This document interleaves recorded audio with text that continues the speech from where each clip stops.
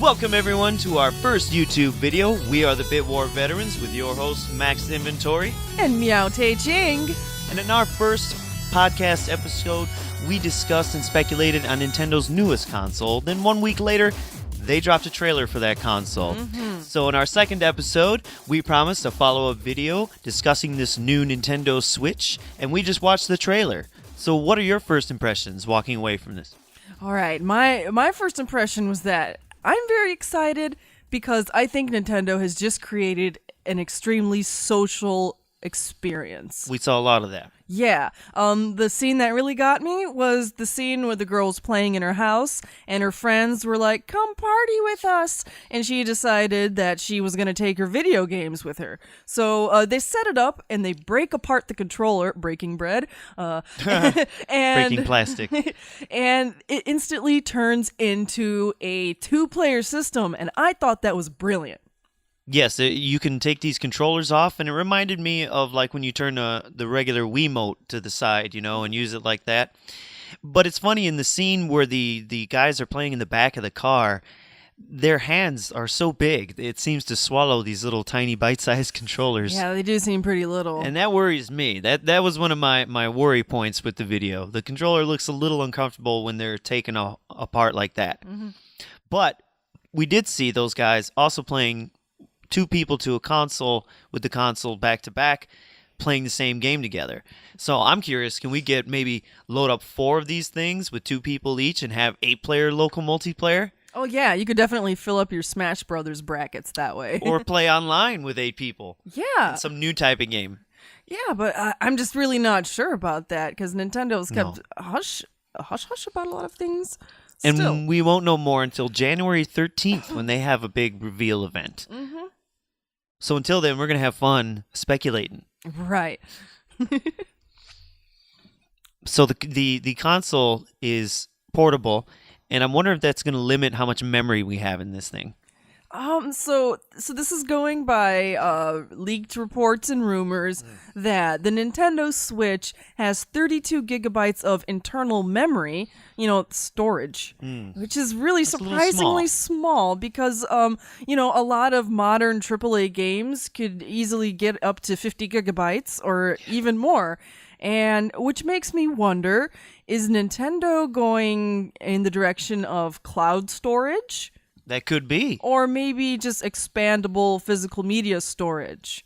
I don't know. Well, we do know it's going to charge with USB, so maybe they'll make us a hard drive to plug in or something. I don't know. And it's also rumored that it's 4 gigabytes of RAM underneath the hood. Oh. And it is powered by an NVIDIA Tegra chip. The exact chip and the exact specs on that, we do not know yet, but we do know a little bit about what's under the hood. Which it seems pretty powerful in terms of portable and fairly comparable to the big guys who are out right now in terms of a console. Right. So I'm confident it can deliver the type of games that we're looking for, because it's not all about the flash. For us, it's about fun, and we see this multiplayer aspect. We're loving it. We love the couch local multiplayer. We like playing games together, and I think that's what Nintendo always tries to emphasize. But games, what kind of games are we going to see on this? Because that's what makes it or breaks it. Exactly. And in the past, Nintendo has not seen very much third-party support, especially for things like the Wii U. Maybe it's going to be different this time because Nintendo has released a list of third-party developers that are going to be making games for the Switch, and it's a lot bigger than what we've seen for the Wii U. That's true. But hear me out. I have a fear. I have a very big fear. In that video, they showed us Skyrim. Yes, they showed us Skyrim. And while that is cool to have Skyrim wherever you go, I'm a little bit worried that Nintendo says they're going to have all of this AAA developer third-party support, and instead we're just going to get ports of 3, 4, 5-year-old video games. That's what I don't want. Ports and then pull out, which is kind of what they did with Wii U. They said, we're in, here's some a couple games we put out already, and goodbye. Yeah. So good luck. Yeah. Ports and pull out. I like Ports that. and pull out. Maybe that's the name of this video. All right, so what I would rather see Nintendo do is, now this is Meow speculating right here. I would rather see Nintendo try to get more mobile developers on board and more like new and upcoming indie studios on board and get them to make some Nintendo Switch exclusive content and really push that forward, because those are the third-party games I want to play. That could be a possibility because we have Mario Run coming up. We've had success with Pokemon Go. Mm-hmm. They have the Miitomo app, so they're definitely nudging into mobile market. And I'm kind of wondering if that's where they're going to leave more of their marketing to children or you know, those types of games, simpler games. Mm-hmm. Instead of trying to sell them a console, sell them a, you know, they already have a console. Everyone's got a phone. So give them the games, give them the microtransactions. Ding, ding, ding. You got money. Yeah, I mean, speaking of that, when we watched the video, we both noticed right away that there were no older people or children in the video at all. Mm-mm. Like previous videos with the Wii and the Wii U where they kind of showcase the whole family or people of all ages finding uses for this thing. This first video, at least, is limited to somewhere around maybe 19 to 35-year-olds. Mm-hmm. So it's almost like to me, they're trying to bring all the people who didn't buy into the Wii U and say, come back, try us out again. Yeah. Switch to Nintendo. Yes. Nintendo's putting on their big boy Sega pants this time around.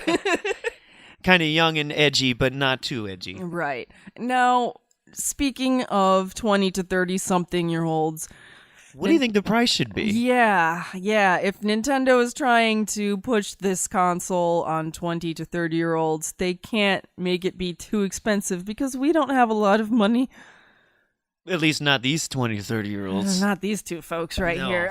Yeah, so, I mean, I think a good price point would be kind of like how we saw the Wii launch, where it was pretty affordable right out of the box. It came with a game. Yeah. And, you know, maybe we'll see a system, you know, maybe a $250-ish range, and maybe more of a deluxe package for $350, $400. I'd be surprised at $250, but I'm thinking, you know, $300 is pretty nice and doable. Yeah. Like we bought a Wii U for $300 and we split down the middle. That's not too bad. Right. That's not too bad. Yeah, so I mean, I think if they go, you know, 500 or above, they're going to shoot Whoa. themselves in the foot. Whoa. Yeah. I don't think it can handle that. No. I think they need to stay, you know, close to maybe 250, 300, throw in a game, maybe throw in an extra controller. Maybe you could justify a higher price, but really, Nintendo has to kind of keep it low. There are no launch titles yet, but what would you like to see at launch? Of course, Breath of the Wild. I think that would probably be the best Right. pack-in game they could give for it right now. Zelda's a worldwide brand, and people love it. And they've been hyping it. It'll be available for the Wii U as Yeah. well. And give me a really solid multiplayer title from the beginning as well, because if we could take this console, break apart controllers, and play with our friends, we definitely need something really strong like Mario Kart, you know, return to an old school Mario Party.